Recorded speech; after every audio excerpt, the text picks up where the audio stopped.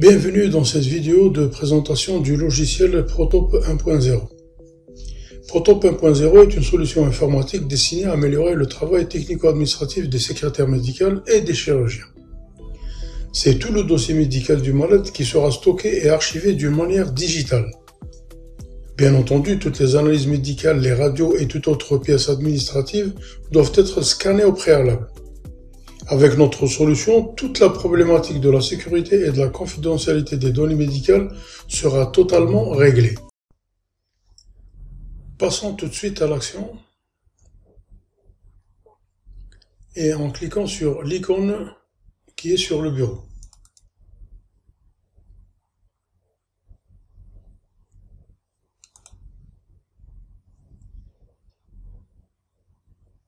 Une fois lancée l'application, on a un écran d'accueil ou de bienvenue composé principalement d'une image, d'un bloc opératoire avec beaucoup d'informations.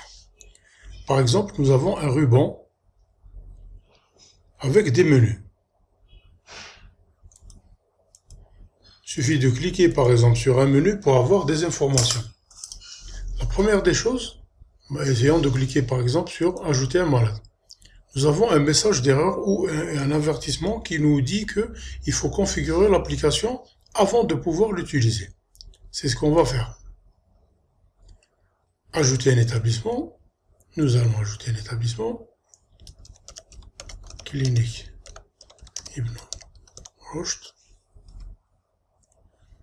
Par exemple, 200 lits. Constantine.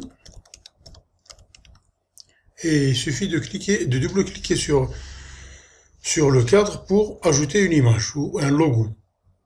Nous allons ajouter le logo de la clinique Ibn Rushd. Il faut la rechercher sur le bureau ou le lieu où vous avez stocké vos images. Nous allons... Très bien. Voilà. L'icône Ibn Rushd est ajoutée. Nous allons ajouter un service médical, la chirurgie. Le médecin-chef ou le chef de service est Dr Belhaj. Ajoutons ce médecin, ajoutons ce service. Ajouter un autre médecin traitant, docteur, par exemple. Title. Fonction, médecin spécialiste. Enregistrer. Là, nous avons presque configuré notre application. Commençons à saisir les malades. Là, maintenant, quand on clique, on a une page d'information dans laquelle on peut acheter, on peut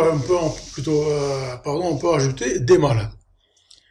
On a le nom de l'établissement, l'adresse de l'établissement, la date du jour, et comme vous pouvez remarquer, toutes les saisies sont contrôlées.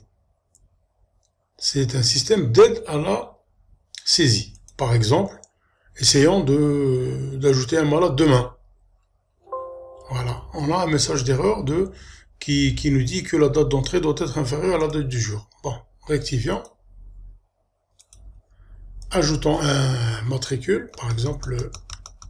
Voilà, le malade, par exemple, c'est Ali, Alil, Alilou.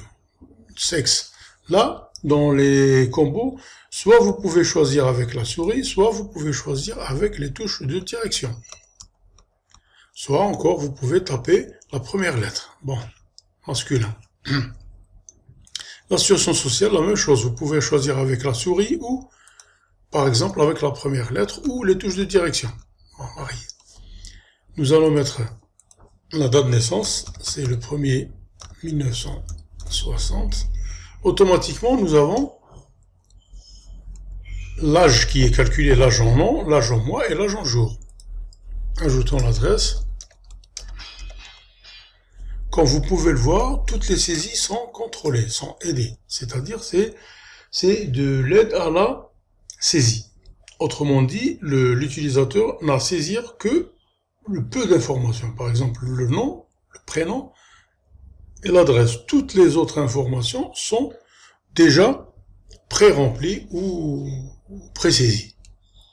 Donc, on arrive à l'adresse, bon, la wilaya de naissance, soit on peut cliquer avec la souris, soit on peut ajouter au clavier les premières lettres de la wilaya, par exemple Constantine. Voilà. On a toutes les communes qui appartiennent à Constantine. Encore, on peut, par exemple, ajouter une commune juste en cliquant sur les premières lettres. Ou alors, si le malade est né hors Algérie, là, on a l'information hors Algérie. Bon, si c'est Constantine. Si c'est Constantine. La wilaya de résidence, la même chose, on écrit Constantine. Exactement, c'est Constantine. Voilà. Soit on peut chercher avec la souris. On poursuit l'enregistrement. Là, nous avons une fenêtre qui va comprendre toutes les étapes et toutes les informations relatives à l'hospitalisation et à l'intervention du malade. On commence avec la date d'entrée à l'hôpital, ou l'établissement, ou la clinique. Disons qu'il est entré le 27 décembre. Là aussi, on a un contrôle de saisie. On ne peut pas se tromper sur les dates. Hein. On fait ajouter date d'entrée dans le service. Bon, il est par exemple entré le 28. C'est le 28 décembre. Date de sortie du service. Bon, il est sorti le 1er. Là, en choisissant le service qu'on vient de paramétrer, qu'on vient d'insérer dans la configuration de l'application, c'est le service de chirurgie, on a automatiquement des zones, enfin des contrôles calculés, par exemple, la durée de séjour dans le service et la durée de séjour dans l'hôpital. Là, c'est 4 jours, là, c'est 5 jours. On entre le mode d'entrée du patient, par exemple, il est entré à travers la consultation externe ou les urgences, disons les urgences. Mode de sortie, par exemple, il est sorti normalement. Le médecin traitant, c'est le docteur Ataytallah. Arrivé sur le diagnostic principal, nous avons une base de données de plus de 16 000 diagnostics. Bien sûr, la façon de rechercher, elle est très simple. Il suffit de taper les 2 premières lettres du diagnostic, qu'on a ensuite une autocomplétion. C'est ça, c'est ce qu'on appelle dans la programmation, c'est l'autocomplétion. Par exemple, disons qu'il a une appendicite. Voilà, on a tous les diagnostics relatifs à une appendicite. Par exemple, il a été admis pour une appendicite avec péritonite généralisée. Et c'est le code SIM11, puisque la base de données, elle est basée sur la classification internationale des maladies dans sa version numéro 11. Donc c'est le cas 352. Le type d'intervention, c'est la même chose. C'est une base de données qui appartient à la classification commune des actes médicaux. Il suffit de taper les premières lettres de l'intervention pour qu'on a ensuite une autocomplétion dans la saisie. Par exemple, disons qu'il a fait une appendicectomie. On lui a fait une appendicectomie avec toilette péritoniale. Voilà, c'est le code CCMA, c'est le HHFA 025. On insère la date d'intervention. Par exemple, là, il est sorti le 1er, là, l'intervention, il a fait le 30. C'est le 30 décembre. Il suffit de sortir qu'on a le nombre de jours avant intervention et le nombre de jours après l'intervention. C'est le nombre de séjours du malade dans notre établissement. Dans le compte-rendu opératoire, il faut saisir le compte-rendu que le chirurgien écrit dans ce qu'on appelle le registre opératoire. Donc, disons que c'est une appendicectomie avec anesthésie générale et toutes les informations. En sauvegardant, nous avons un autre menu. Là, c'est le menu pour ajouter les analyses, les radios et tout autre document scanné. Nous allons, par exemple, ajouter des analyses. Des analyses scannées, bien sûr.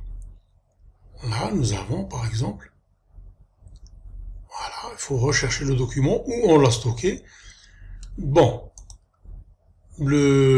toutes les pièces qui seront insérées dans le dossier électronique, bon, il accepte les formats PDF, PNG, JPG, JPEG et BMP et GIF. Tous les formats d'images. Tous les formats d'images sont acceptés avec les PDF. Par exemple, on a des images sur le bureau. Hein. On va rechercher nos images. Là, dans le dossier, on les a stockées. Hein. Par exemple, là, les PDF, il n'y a pas de PDF. Bon, il y a des PNG. Voilà, on a 4 PNG. Analyse 1. Nous allons la stocker. Bon, un message furtif, image stockée avec succès. On arrête. On ajoute une radio. Le même principe. On recherche le dossier où on a stocké nos PNG, nos images. Bon, radio 1, c'est bon. Avec succès. Ajoutons un scanner, par exemple, ou un fichier qui a été transporté par un flash disk ou une disquette ou un CD. Bon. Un scanner 1. Avec succès. Nous allons ajouter un autre document quelconque, un document administratif. Nous allons, par exemple, ajouter un PDF. Bon, PDF, il n'y a pas de PDF dans les images scannées. Nous allons rechercher dans les dossiers. Voilà. Par exemple, tableau de données avec Pandas. Là, nous avons saisi toutes nos données. Si on veut, par exemple, imprimer, avant de sortir, bien sûr, on peut imprimer, ou on peut rajouter d'autres scanners, d'autres analyses, d'autres radios. Bon, là, on va voir le protocole opératoire dans un mode papier qu'on peut imprimer. Voilà. Là, on a, avec le logo, on a toutes les informations, le protocole avec toute la traçabilité, bon, établi le 3-1 à 11h29, le numéro de matricule, le nom, prénom, l'âge en nom, l'adresse, le diagnostic, le type d'intervention, la date d'intervention, le compte rendu opératoire et le médecin traitant. On peut lancer l'impression comme on peut annuler. En annulant l'impression, notre logiciel sauvegarde dans son dossier une page. C'est le problème de la traçabilité. Il sauvegarde une copie de ce protocole opératoire. Là, on a terminé. Pour, par exemple, voir où on a stocké, on a sauvegardé notre protocole opératoire, il faut rechercher juste où on a notre logiciel installé. Voilà. C'est là où notre logiciel est installé. Il nous a sauvegardé le protocole opératoire avec la date du jour et avec le nom, prénom du propriétaire du protocole. Donc c'est Ali Alilou avec la date et avec le jour. Avec la date et avec l'heure. Par exemple, passons à une autre étape, là pour modifier un enregistrement. Nous avons une autre feuille, soit on recherche par nom.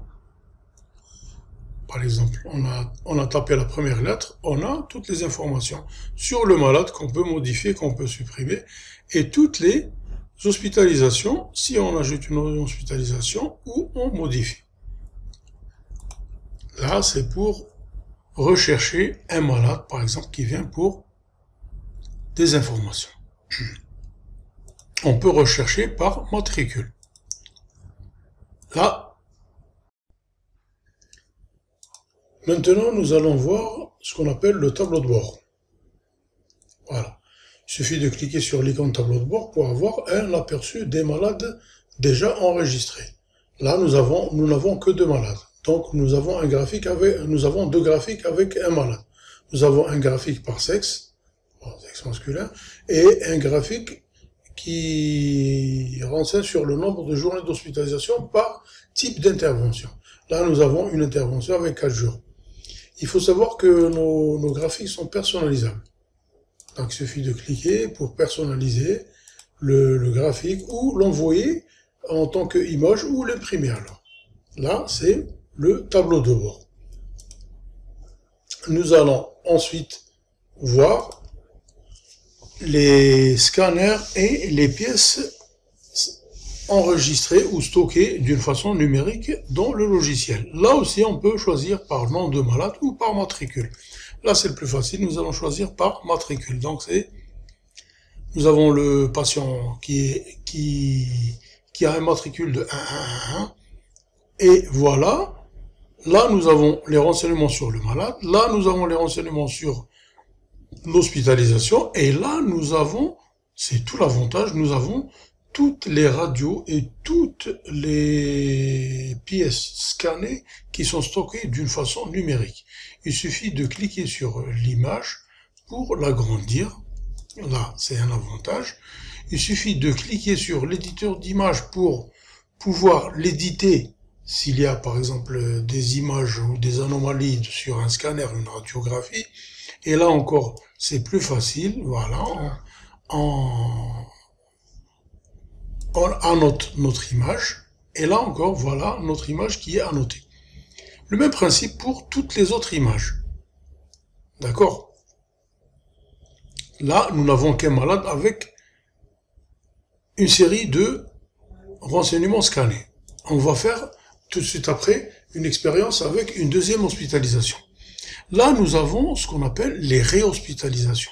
Bon, là, nous n'avons aucun malade qui a été réhospitalisé. C'est tout l'avantage. Et nous allons voir le principe de cette technique ou alors les renseignements donnés par cette page.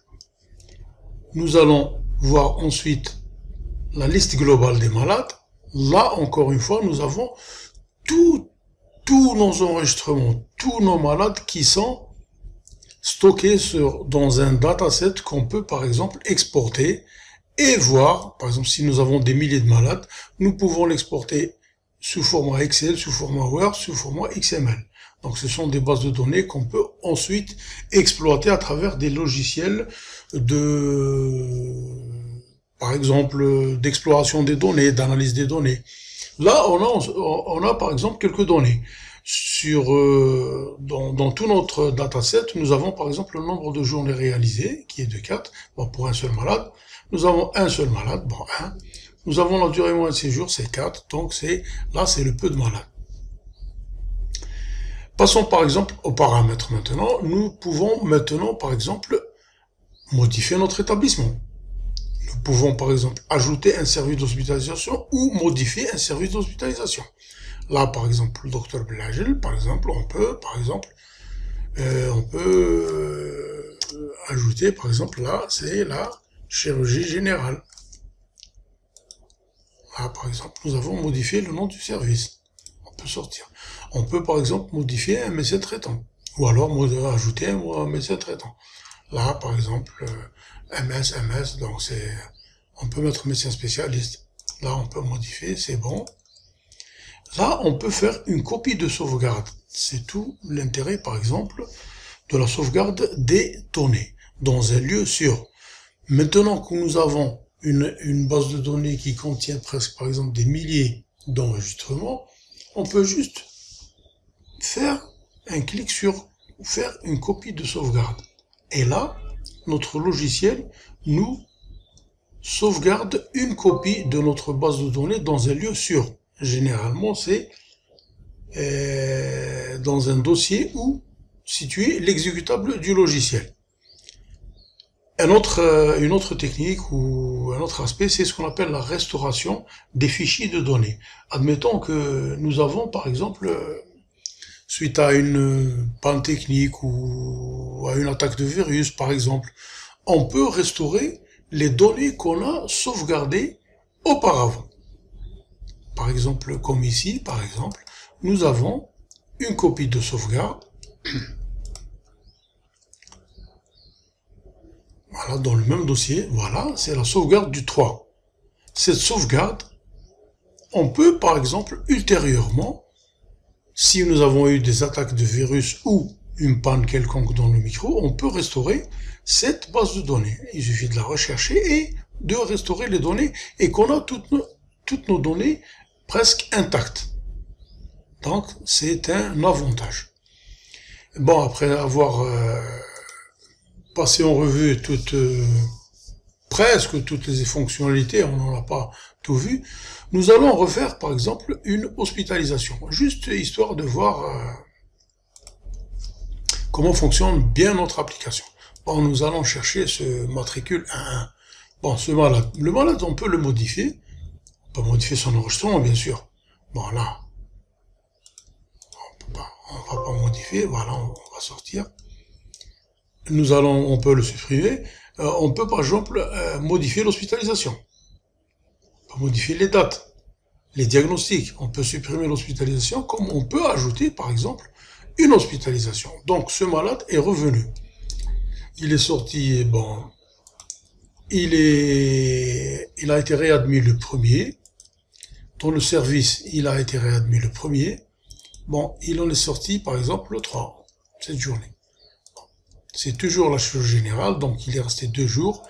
Bon, il est entré en urgence. Il est sorti évacué. C'est toujours docteur Ataïtla qui est là. Bon, on va par exemple le mettre, c'est une péritonite dans le diagnostic. Bon, voilà. C'est une péritonite bactérienne spontanée, péritonite sans autre précision.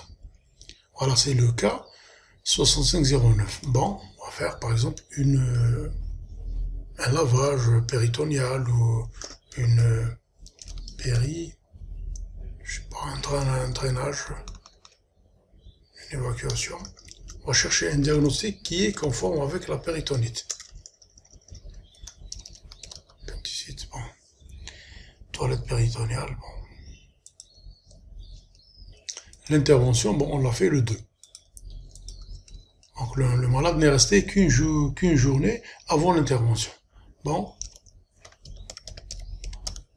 Péritonite généralisée. On va sauvegarder et on va ajouter par exemple quelques analyses. Bon. Cette fois-ci, nous allons mettre que, par exemple, des images. Malheureusement, nous n'avons pas d'images scannées. Nous allons mettre des PDF, par exemple. Voilà. C'est un PDF. Nous allons mettre, par exemple, une radio. Là, nous n'avons pas d'exemple de radiologie, de radiographie ou de scanner, par exemple. Nous avons, par exemple, mettre les images. Voilà, les images de forêt, par exemple. Bon, là, c'est le PDF. Voilà, nous avons des images. Nous allons mettre une image. Bon, soi-disant que c'est une radio. Notre scanner, soi-disant que c'est un scanner. Bon, c'est le principe, hein. C'est dans un but pédagogique. C'est ça. C'est le principe. Voilà. Nous allons, par exemple, ajouter notre document. Bon, ça sera un PDF. Ça sera un PDF, bon. C'est un document administratif scanné. Et là, nous allons, par exemple, réimprimer ou revoir le protocole opératoire. Là, il va nous montrer tous les protocoles opératoires du malade. Bon, le premier, c'est avec une appendicite. Et le deuxième, c'est avec une péritonite. Donc, c'est 2 feuilles. On peut les imprimer comme on peut ne pas les imprimer. Et là, encore une fois, il va nous stocker ce protocole opératoire. Nous allons ressortir de cette page. Vous pouvez remarquer qu'il mentionne les 2 hospitalisations. Bon, la première, c'est le 27. La deuxième, c'est le 1er. Nous allons ressortir pour voir ensuite la partie des réhospitalisations. Et voilà que notre malade apparaît sur cette feuille. Donc c'est un malade qui est venu pour une appendicite, une péritonite, c'est lui. Si nous avons par exemple plusieurs malades, et là il faut sélectionner. Bon, c'est le nombre de malades qui a été réhospitalisé, c'est 1. Donc Les journées d'hospitalisation passées à l'hôpital, c'est 7. Le nombre de réhospitalisations, bon, c'est 2 fois qu'elle a été réhospitalisée. La durée moyenne des séjours, c'est 4. Comme on peut voir, par exemple, là, il va stocker toutes les données des malades. Bon, nous allons voir maintenant les images ou les scanners de ce malade. Bon, c'est toujours le 1, 1, 1, voilà. Voilà les images scannées, les scanners de la première hospitalisation, et voici de la deuxième hospitalisation. Donc c'est tout l'intérêt des... Voilà. D'accord. Donc c'est l'intérêt de la digitalisation du logiciel. Nous avons fait un tour d'horizon de cette petite application qui va rendre considérablement service à nos secrétaires médicales et à nos chirurgiens. Dans l'espoir d'avoir capté un petit peu votre attention, nous vous remercions pour tout l'intérêt que vous portez à cette application. Encore une fois, merci et à bientôt.